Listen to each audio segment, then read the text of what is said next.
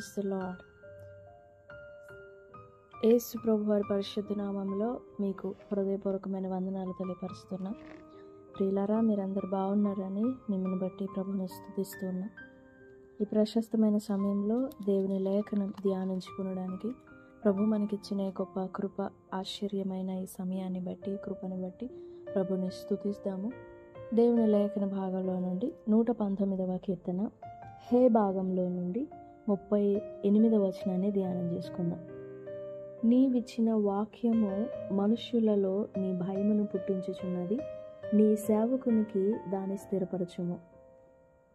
Establish thy word unto thy servant who is devoted to thy fear. దేవుడి వాక్యం మన వినికిడిలో దీవించునుగాక. ఆమేన్. దేవుని బిడ్డలారా, 119వ కీర్తన 38వ వచనంలో నీవిచ్చిన వాక్యము మనుషులలో భయం కలిగిస్తుంది. The exact word which comes from the Lord would surely makes us to fear the Lord. దేవుని మాట మన హృదయమును స్తంభింపజేసి మన ఆలోచనలను, అంతవరకు మన హృదయంలో ఉన్న తలంపులు, అంతవరకు మన హృదయంలో ఉండే గలిబిలి కానీ, అవిశ్వాసం కానీ, మన హృదయంలో ఉండే బుద్ధిహీనత కానీ, whatever is ruling in our heart, up to the word come to us. ఆ వాక్యం మన యొద్దకు వచ్చినంత వరకు మనలో ఎంత చీకటి, గలిబిలి, ఎంత నెమ్మది లేకుండా అవిశ్రాంతంగా ఉండినా కానీ, when the right word comes into our heart, we will be experiencing peace within ourselves. ఆ మాట, ఆ వాక్యము మన ప్రాణ, ఆత్మ, దేహములలో ఒక భయాన్ని కలిగిస్తుంది. It doesn't do us any bad. ఆ భయము మనకి ఎలాంటి కీడు చేయదు, బట్ ఆ భయము మనల్ని సంతోషపరుస్తుంది. That is the beauty of that fear. మీరు ఎప్పుడైనా గమనించి ఉంటారు, దేవుని వాక్యము మీరు పలానా సమస్యలోనో, పలానా అవిశ్వాసపు పరిస్థితుల్లోనో, పలానా బలహీన పరిస్థితుల్లోనో ఉండినప్పుడు దేవుని వాక్యం మిమ్మల్ని వెతుకుతూ మీ వద్దకు పంపబడినప్పుడు ఆ మాట మీ హృదయములలో నింపబడగా ఆ మాట మీ హృదయమును ఒక భయాన్ని కలిగిస్తుంది. హృదయంలో ఆ భయము ఒక సమాధానం తీసుకొస్తుంది. ఆ భయము ఒక నెమ్మదిని తీసుకొస్తుంది, ఒక పీస్ తీసుకొస్తుంది. ఆ మాట చేత నన్ను స్థిరపరచు, నీ సేవకుని స్థిరపరచు అని వేడుకుంటున్నాడు దావీదు. నిజంగా ఎంత అద్భుతంగా దేవుని వాక్యం పనిచేస్తుందో. వేగముగా పరిగెడుతుంది దేవుని వాక్యం అని చూస్తాం లేఖన గ్రంథంలో. ఇదే కీర్తనల గ్రంథం 147వ అధ్యాయము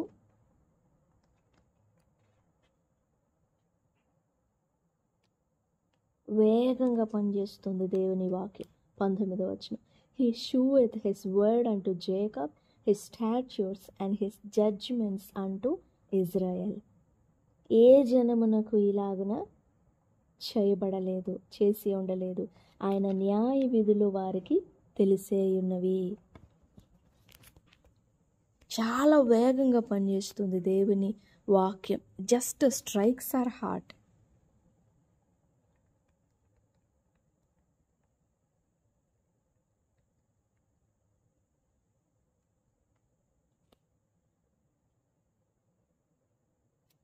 just strikes our heart.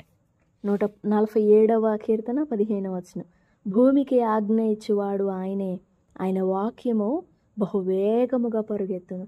He sendeth forth his commandment upon earth, his word runneth very swiftly.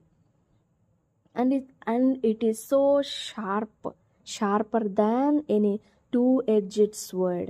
It's very powerful, piercing even to the dividing asunder of soul and spirit.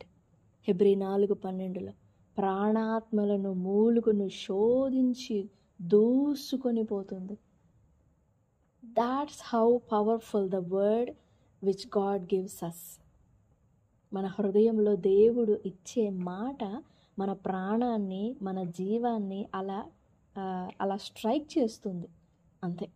అప్పటి వరకు ఆ మాట మనం పొందేంత వరకు ఎంతో గలిబిలి ఉంటుంది, ఎంతో చికాకు ఉంటుంది.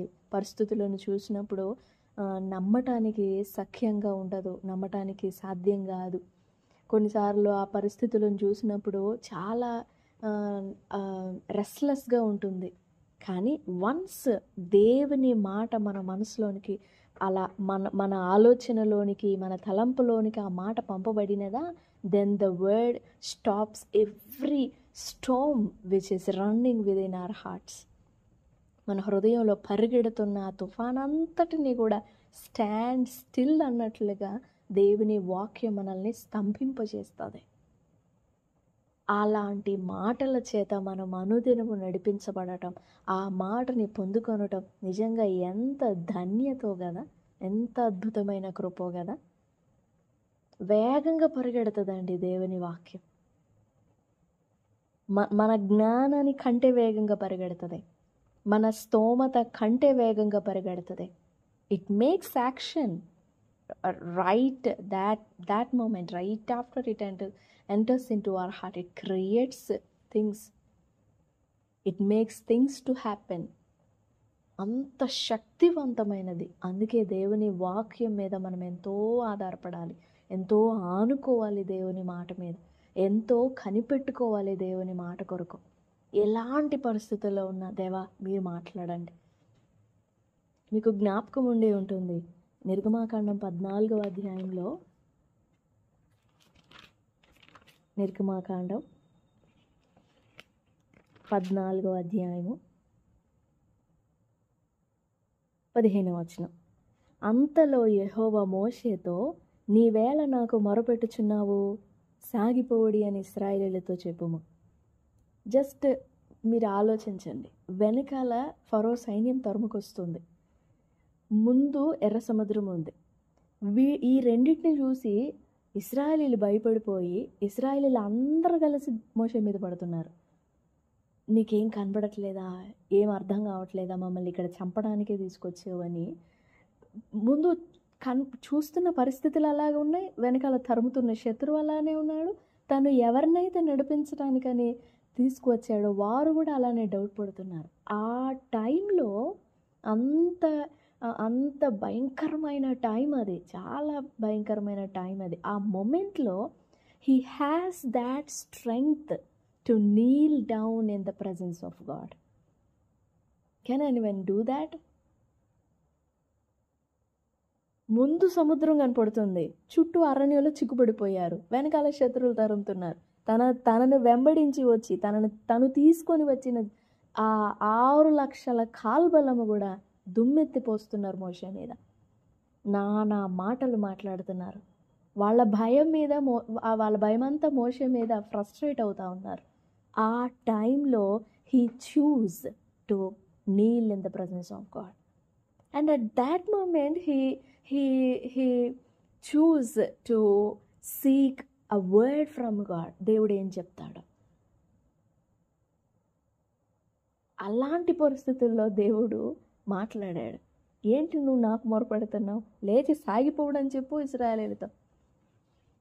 మనం అలాంటి పరిస్థితుల్లో ఉంటే ఏమి ఆ సముద్రంలోనికి సాగిపోవాలా, దేవుడేంటి ఇలా మాట్లాడుతున్నాడు అనుకుంటాం. But Moses would not speak like that, because he was waiting for the order, waiting for the miraculous word, waiting for the powerful word. దేవుడు ఏం చెప్తాడా అని వెయిట్ చేస్తున్నాడు. సాగిపోవడి అనగానే, నీ చేయి చాపు అనగానే దెర్ ఇస్ నో డౌట్, సందేహం లేకుండా చేయి చాపాడు అంతే. అంత పెద్ద సముద్రంలో మార్గం ఎక్కడుందో తెలియదు, కానీ మోషే చేయి చాపిన చోట మార్గం ఏర్పడింది. దేవుని చేతి కర్ర అది, ఆ కర్ర చాపగానే మార్గం ఏర్పడింది.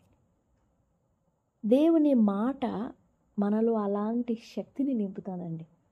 అందుకే దావీదు అంటున్నాడు, నీవిచ్చిన వాక్యము మనుషులలో, నాలో కూడా నీవిచ్చిన వాక్యం నాలో భయం కలిగిస్తుంది. భయం అనంటే నన్ను కృంగదీసే భయం కాదు, నాకు మేలు చేసే భయం కలిగిస్తుంది. అందుకే ఆ మాట చేత నువ్వు స్థిరపరచు నన్ను. నీ సేవకునికి ఆ మాటని స్థిరపరచు. ఎంత గొప్ప దేవుణ్ణి మనం కలిగి ఉన్నామోనండి. ఎట్లాంటి పరిస్థితుల్లో ఉన్నా, ఎలాంటి నో హోప్ సిచ్యువేషన్స్లో ఉండిన, డెడ్ ఎండ్ పరిస్థితుల్లో ఉండిన, ఎంత స్టార్మ్స్లో మనం ఉండినా కానీ, ఎంత తుఫాను అలజడిలో మనం ఉండినా కానీ, if we wait for God's word, he'll just give us his word as a weapon, and he sends his word very very very very swiftly. వేగంగా పంపుతాడు ఆ మాటని. we have to have that strength to catch up that word. అంత వేగంగా వచ్చిన మాటని పట్టుకునేంత strength మనం విశ్వాసం ద్వారా సమకూర్చుకుంటాం. ప్రభు సన్నిధిలో వేడుకుందాం, దేవా నేను నీ మాటను అలా పొందుకోవాలి. నాలో భయం కలిగించే నీ మాట, నా మనస్సుని, నా ఆలోచనలన్నిటినీ కట్టుదిట్టం చేసే నీ మాట, నాలో గలిబిలంతటిని అలా పట్టేసే నీ మాట, నాలో ఉండిన విశ్రాంతి లేని మనసంతటిని, చికాకుని, ఇదంతటినీ కూడా స్టాప్ చేసి నాలో నీ మాట స్థిరపరచు, నాకు సహాయపడు, నన్ను అలాగ నడిపించు అని ప్రభు సన్నిధిలో వేడుకుందాం. ప్రభు సహాయపడతారు. దేవుడి మాటలు మన వినికిడిలో దీవించునుగాక. Amen, amen. Praise the Lord. God bless you all.